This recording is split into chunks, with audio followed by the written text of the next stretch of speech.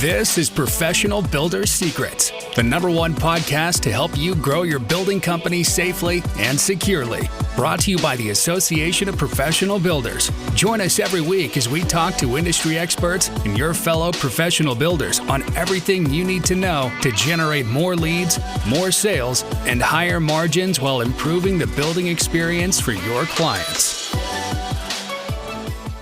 Hello, and welcome to the Professional Builders Secrets podcast, a podcast by the Association of Professional Builders for building company owners, general managers, VPs, and emerging leaders. Here we discuss all things running a professional building company, from sales processes, financials, operations, and marketing. Today, I'm joined by Tye Aloe, founder and director for Alroe Construction. Tye, welcome, and thanks for being here today. Thanks, Bosco. Yeah, it's great to be here, mate, and I'm looking forward to having a chat. Well, Tye, let's get into it. Tell us a little bit about Alroe Construction and what you specialize in today before we get into your journey. So Alroe Constructions is based on the Gold Coast in Queensland. We specialise in mainly boutique, small development sites. So kind of, four-pat villas, duplexes, 7 villas, kind of those kind of sites, but very high-end kind of building and really difficult as well. So it takes a kind of a different approach. We've come from a custom home background and we've found a niche in the market, and we're tapping into that right now because there's not much land around anymore. So our business plan is to redevelop the Gold Coast and Southeast Queensland. Yeah, I was actually at the Gold Coast for a company retreat, and I noticed how compact everything is, and there's pretty much residential space everywhere. Let's get into that a little bit. What compelled you many moons ago to get into the building and construction industry? Was this something that you inherited by trade, or was this an interest? How did you get into it? It's funny you say that. My old man, or my dad, isn't the most handiest person that you've ever met. He's quite the opposite. And him and his brother had a family business that his dad, my grandfather, started back in 1960 out at the Rockley fruit markets, wholesaling strawberries and stone fruit. And it's been handed down generation from generation. And I was the next in line, because I was the next Alroe to take over. And I actually went out there through 14, 15, 16, 17 years old through the school holidays to get some pocket money. Always had a bit of a drive to work and make money. Anyway, finished my schooling, didn't go any good at school at all. I wasn't really the school type. Fair to say I failed school, and I was playing football at the time in Brisbane for the local league, and I had some pretty big aspirations in football to go pro. And then I had an accident and I fell off a roof and broke my back. Wow. When I was 18. So that sort of stopped football, and I was kind of at crossroads. I didn't like working at the fruit markets because it was kind of like a 12 a.m. start on a Sunday morning or Monday morning, and then work through to, say, lunchtime the next day. And it was just really tiring on the body. So long story short, I had one of my best mates' dads was a bricklayer, block layer, and he offered me a brickies labouring job. And I thought, you know what? I was young. I was still fit. So I was about 17, 18. He was going to pay me $600 cash a week. And I was like, wow, that's a lot of money. So I jumped on that for 2 years. I worked as a brickies labourer for 2 years and really sweated my ring out for those 2 years. It's a hard job. But what it kind of taught me was I kind of had a passion for building, just being on a job site, and how things kind of went together. And I could just see, even at a young age, that the builders that we were working for at the time as a brickies labourer and a bricklayer, it was very poorly managed and it wasn't organised. And I could see the frustrations in my boss's eyes. He wasn't making money because it wasn't organised correctly, wasn't never ready. I thought, you know what, I'd love to be a builder one day. At that time, I was only 19 or whatever it was, and I just had no qualifications behind me. So the builder that we were working for at the time offered me a apprenticeship as a carpenter. And I've always been pretty good with my hands. My granddad was quite good with his hands on my mum's side of the family, and we'd always build stuff. Anyway, long story short, 3 to 4 years down the track, I got signed off for my apprenticeship at 23 and started my own carpentry business, which went for about 4 or 5 years, and that grew pretty quickly. And then at the age of 26, I thought, you know what, let's start building. So I did my builder's course and got my builder's license and started my first build back in 2012 when I was 26 years old. Wow. So looking back in memory lane, I mean, obviously you've gone through the stage of, being a carpenter and then starting your building side of things. What were some of the struggles you encountered when you first started off? And I know we're going to get into a little bit about the successes and the transformation because you've got quite an incredible story. But let's start off with the problems that you first encountered, because essentially every builder starts with a roadmap, and being a business person isn't particularly on top of their list. So, what were some of those challenges? I'm just curious to know on your end.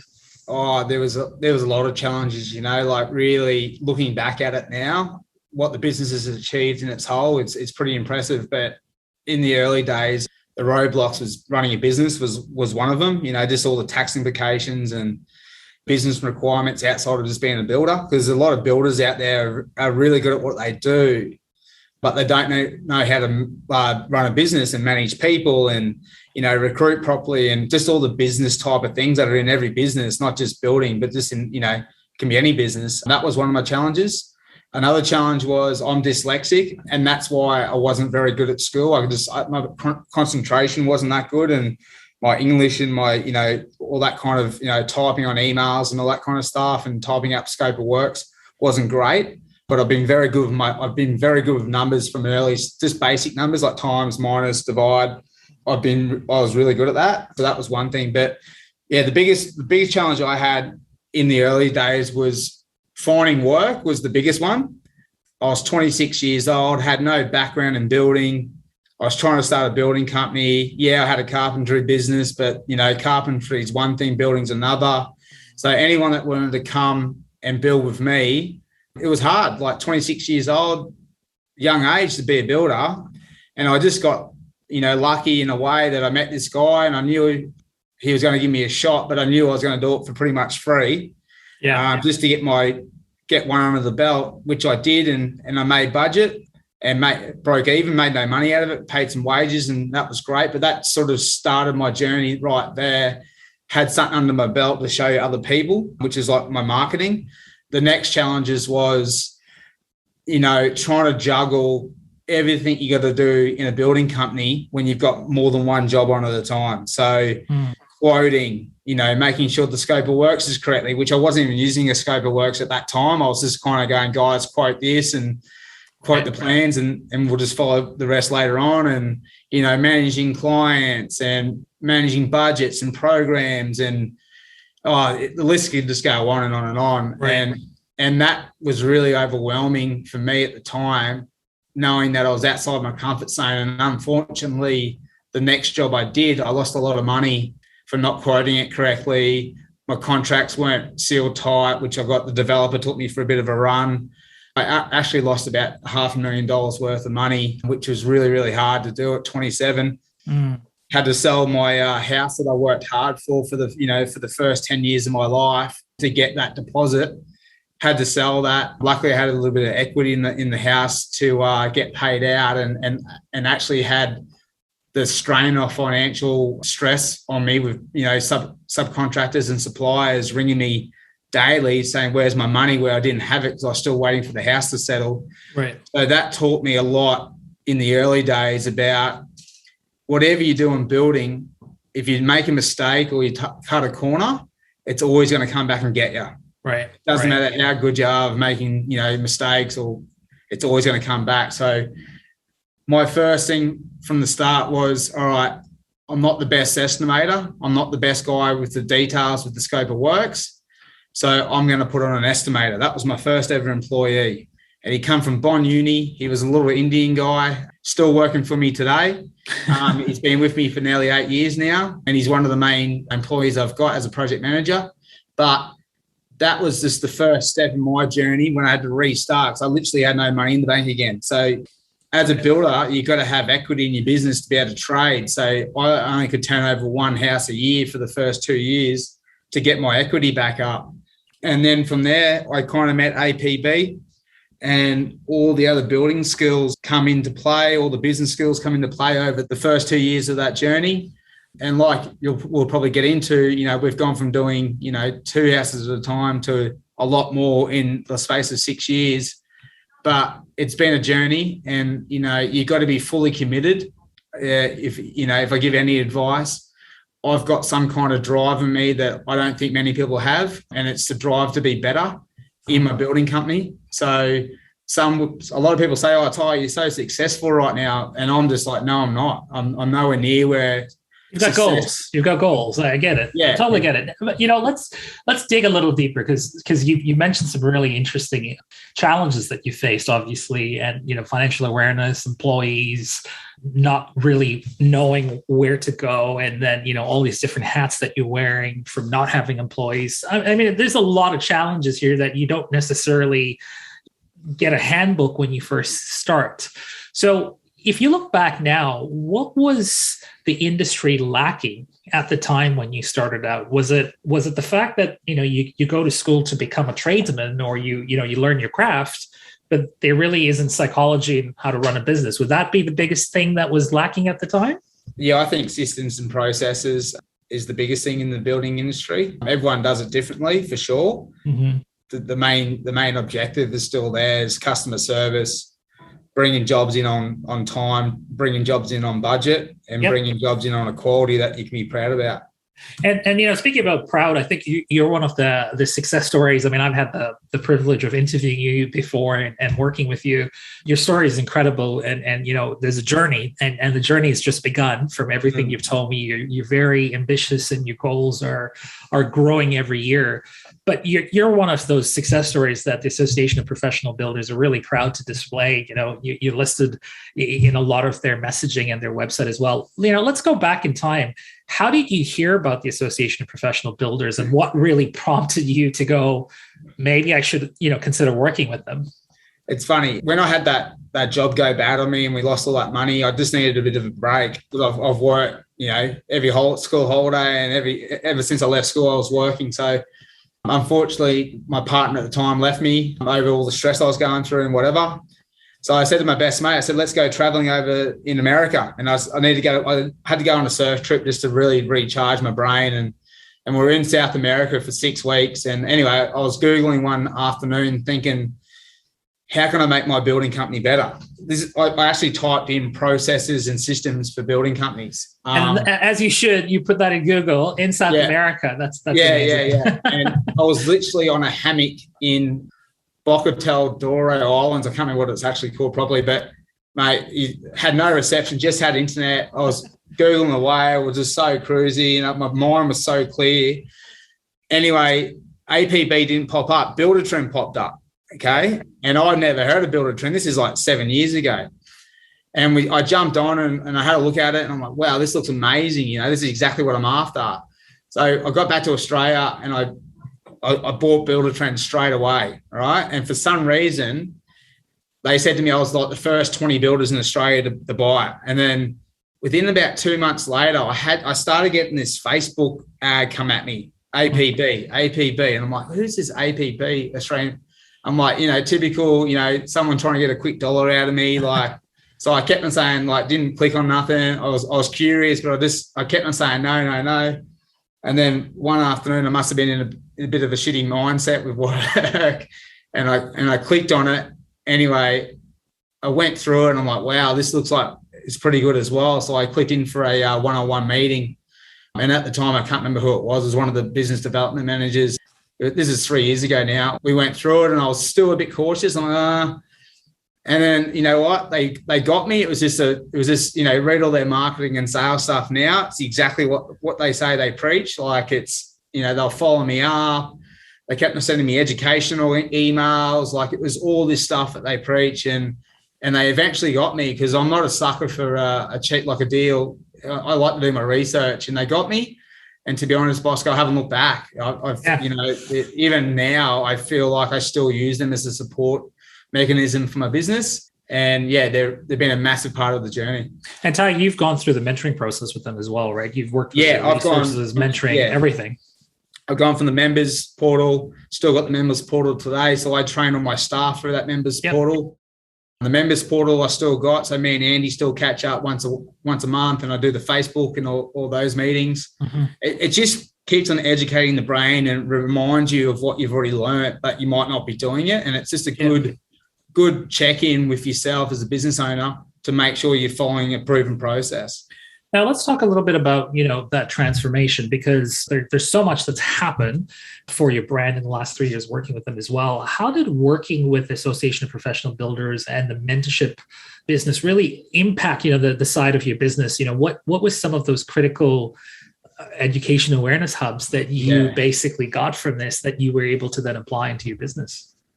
Don't get me wrong, their marketing and sales processes and protocols are probably the best in the business for builders. If I had to name one thing that gave me the confidence to grow, because growing from a lot of builders, if they listen to this and they hear my journey and how much money we're turning over per year now, that would scare a lot of people. And it would have scared me 4 years ago as well. My 5-year goal 5 years ago was to turn over $15 million and break a net margin of 10%. That was my business goal. I had a few other things in the business goal, but 5 years down the track, we're going to turn over about 65 million, maybe not 10%, but getting close to that kind of 6%. And the reason why that's made me get to that spot is the confidence behind my own ability and my own business structure and processes, which then goes back into their financial training. So they're working in progress, their price for profit calculator, knowing your overhead costs, knowing your margins and markups. Like, I was marking up my jobs for the first 3 years, 10% markup, and thinking I was making money, but I wasn't. All right. I was working on cash flow, and cash flow is not profit. It's just money in your bank that it's operating costs. Yeah. So the biggest thing for me was the working in progress. That gave me a clear picture of where my cash was at, but it all gave me a clear picture also on how much work I had to complete and making sure that I had other work coming in to replace the work that I was finishing. So by the end of the jobs, I still had other work and income coming in.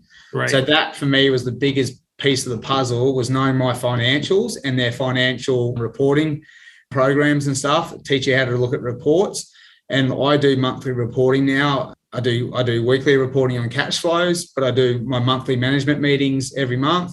No questions asked. And that has to happen because when you're running a bigger business, I have bigger overhead costs now. So I've got 400 grand's worth of wages going out each month, which I need to pay for. So, I've got to be over these numbers, and numbers is the biggest thing for me in my business at the moment, because I have my construction side of the business structured in a way that we've learned all our lessons learned over the years. We've documented those lessons learned, and we've put things in process and protocols to make sure we're checking things before we go to the next stage. Right. So we're having more issues. So that's the biggest one. Long story short, it's the financials for me. I think someone very wise once said, more money, more problems, right? So for sure. 100%. But, you've got to go against the grain there. And so, that's probably fair. But let's not make the same mistake twice. No. Yeah, absolutely.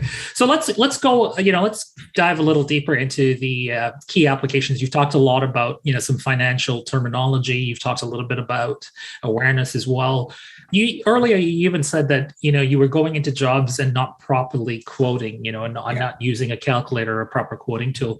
Yeah. What were some of these key applications that made significant financial impact to your business where you went to the next level? Like, was it using some of the Association of Professional Builder calculators and financial tools? Like, what was the most important impact to the business for you? Well, any builder will tell you, it doesn't matter what you mark your jobs up. The cost of the job needs to be quoted right, because you can mark up 30%, but you might have missed it by 40% inside your costs. Yeah. So from a costing, subbing and supplier point of view, the APP can't give you that. That's up to you and have the right process in place to double check. So what I had to do, my biggest pain point in the estimating was when we got bigger, we'd have estimators come on board. They would estimate a job differently to what I would estimate a job, or differently to another estimator. So I had to work on a template that would be followed like a checklist to a point that my little daughter that's 2 years old could do it, because estimating is a process and a procedure. There's different things to follow, but a lot of it's the takeoffs and everything like that have to be done correctly. And then also reviewing the takeoffs and having that sort of prototype checklist in place. So there's about 3 different set of hands it goes through to get approved. So the biggest point for me was the estimating template. We were using rulers and calculators when we first started. Super slow, super, like, formulas can change in spreadsheets at a click of a hat.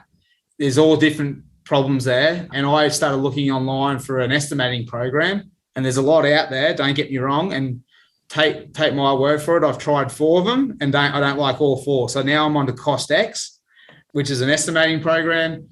On-screen takeoffs, it's very, very good, but we've had to set up a template to put into that. So you've got to do the work. You can't get something given to you that works for. I wouldn't be able to give my template to you, Bosco, if you're a builder, because you do things differently to what we do. And my costings might be very different as well for me. Our rates per concrete and tiling and all that's different, right? So you've got to do the hard work, and it's painful. We're all busy. It's when these things have to be done on the weekend and at night. It's as simple as that. I was coming to work at 3 a.m. every morning, and I was getting it done. I was working through one part of it each week and go to the next part. You just got to put that hard work in, and once you get that hard work done, it pays off in dividends at the back end.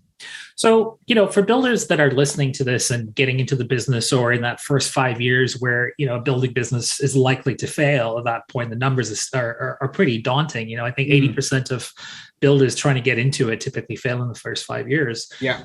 It's an industry of margin erosions, as we know. And I was reading the newspaper today or on the weekend on Sunday, and they have this comparison of the cost of building a new home and the pricing and how it's all changed as well. Everything is a lot more pricier today because of post-COVID. How do builders avoid margin erosion? Does it come down to the estimates and knowing your numbers? Would that be the biggest advice that you have? Is there anything else that they should be considering? What are their blind spots? Well, the biggest thing that I can see straight off the bat, which we're trying to bring into our own business, but it's hard, is your contracts. If your contracts state that X, Y, and Z are possibly going to increase over the duration of the build, we can't lock in a number for that. So they're going to be allowances. If it's fully open book and you can show the actual quote when it's on site and it's within the allowance, well, there's no charge. But if it's over the allowance, the client should be paying for that in this time of this industry. Unfortunately, I personally work for a lot of developers, so it's business to business.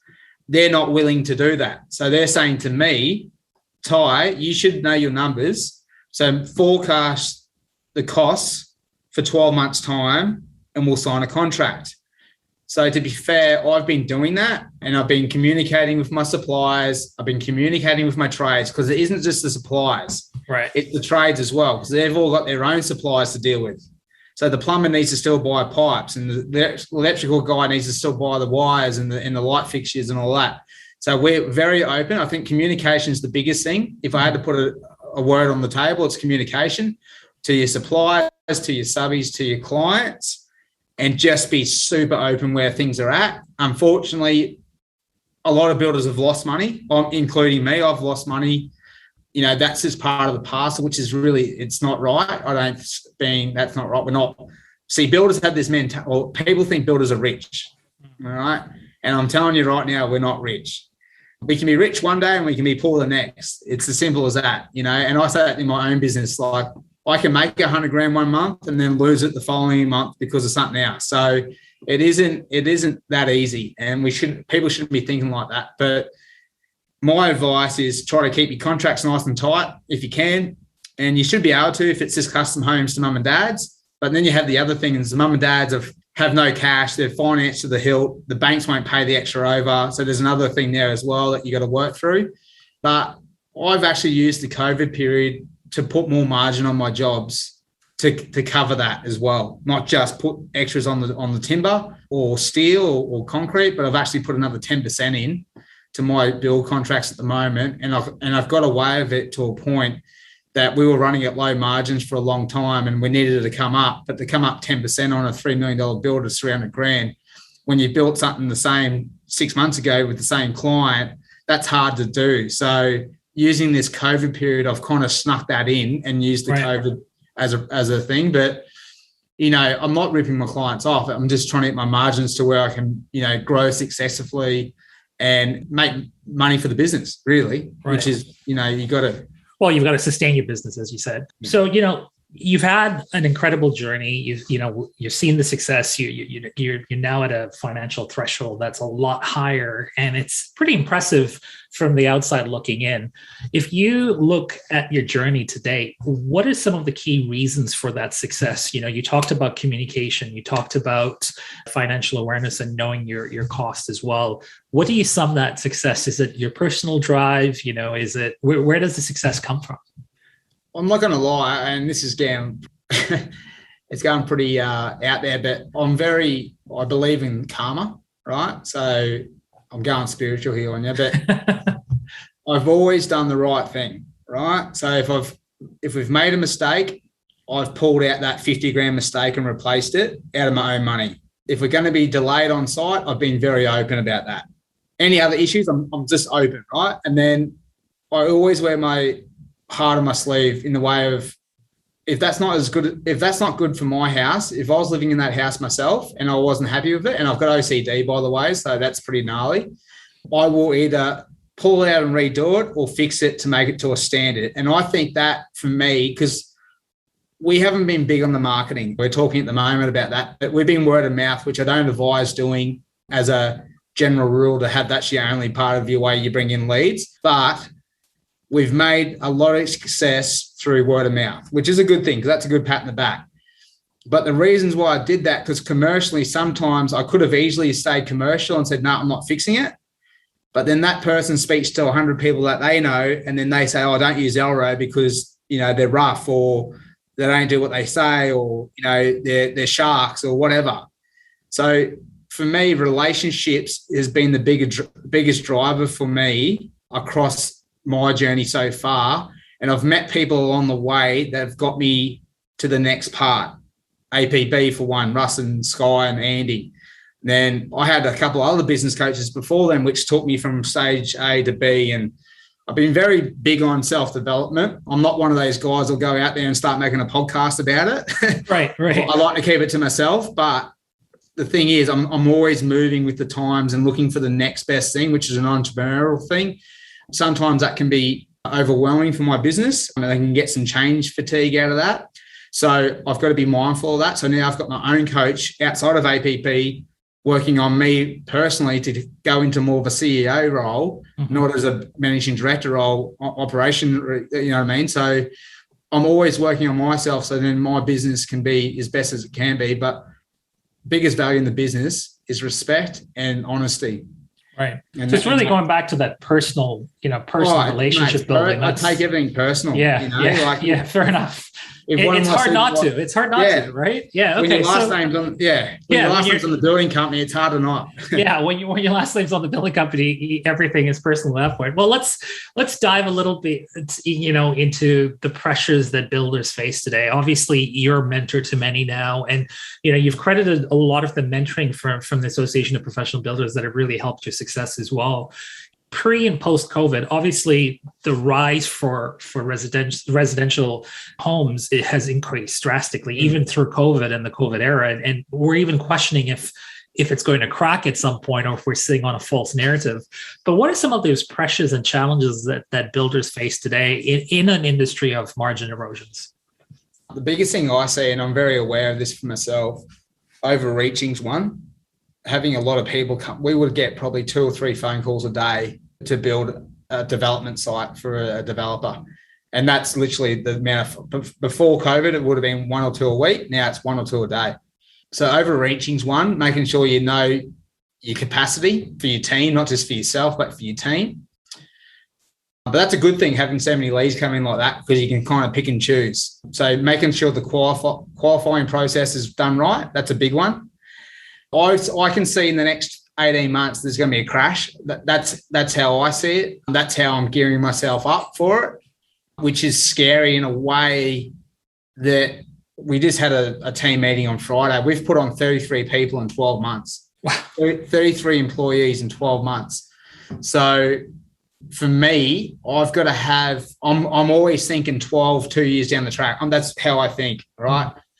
So I'm working with my management team right now is, what does 18 months down the track look like for us, and how we're going to start working on that today? Okay. Right. So So that's the first thing. Erosion control is still happening with subbies and suppliers and everything.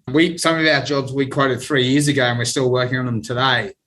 So you can imagine there's some erosion control there. So making sure that my numbers are up to date monthly is my biggest thing. Sometimes you might even want to do it fortnightly, but I'm just too busy to do it fortnightly myself. So my project managers, their KPIs, make sure they're on top of their budgets fortnightly and prepare it for me at the end of the month.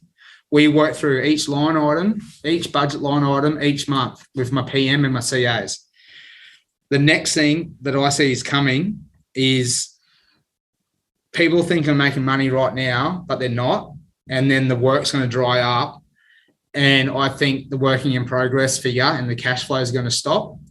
And, I know 3 builders myself went under last month. Like wow.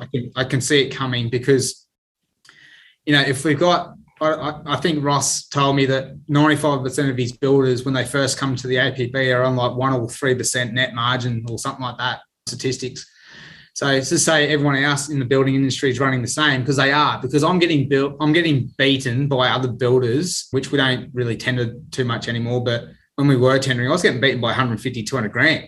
Wow. How does that even happen? I only had 200 grand in the job. So I know there's guys out there, one, are going to get hurt by this erosion of margins, but 2, they don't have the systems in place when it does get quiet to keep on getting the leads coming. Let me ask you this. What advice would you give your younger version of yourself getting into the industry today? Obviously you have a lot to be proud of and a lot to be really impressed with everything that you've done. And, you talked a little bit about your struggles with dyslexia as well. Obviously that on its own is something to be really proud of. And it's very inspiring for other people that suffer with it as well. But what advice would you give a younger version for yourself? I think what I've done, I've been very lucky in the way of, I've got a natural personality to get sales done. I think if someone didn't have the same ability to get signed contracts and sales and have that kind of personality kind of aspect to it, would have gone under. This is me just being super transparent and honest. We had some really tough times there. We still do occasionally, but there was probably 3 or 4 times where I thought I wasn't going to get out of it because I was growing probably a little bit too fast and probably too fast for my processes, my own growth. In the early days, probably just when I met APB, I was on a really high growth journey. So if I had to go and give that advice to someone else, it probably wouldn't be the best advice to give to someone else to do what we've just done. Like we've 10x the business every year for the last 7 years. Like that comes with a lot of stress, a lot of pain. The last 2 years, like from today and the last 2 years, I've fully committed on my business. I've cut my social life down. I've done a lot of things in my own life to get to where we have got to. So there's a lot of sacrifice there. So my advice would be make sure you've got your ducks in a row and you've got the right support around you and grow at a pace that you're comfortable with. And when you feel like you're going too fast, you'll start seeing mistakes pop up.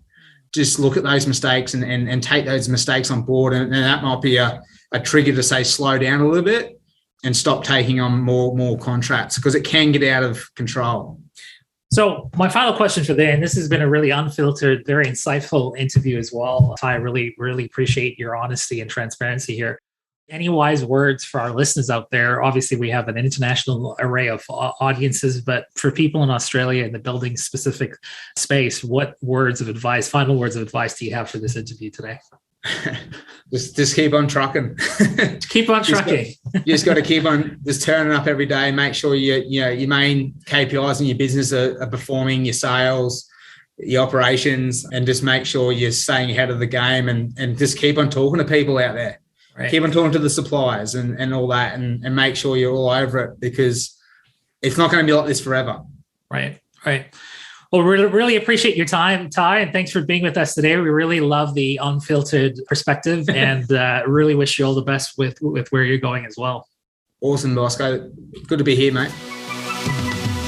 Thank you for listening. Remember to subscribe to Professional Builders Secrets on your favorite podcast platform and leave a review. To learn more about how the systems at the Association of Professional Builders can help you grow your building company, visit associationofprofessionalbuilders.com. See you next time.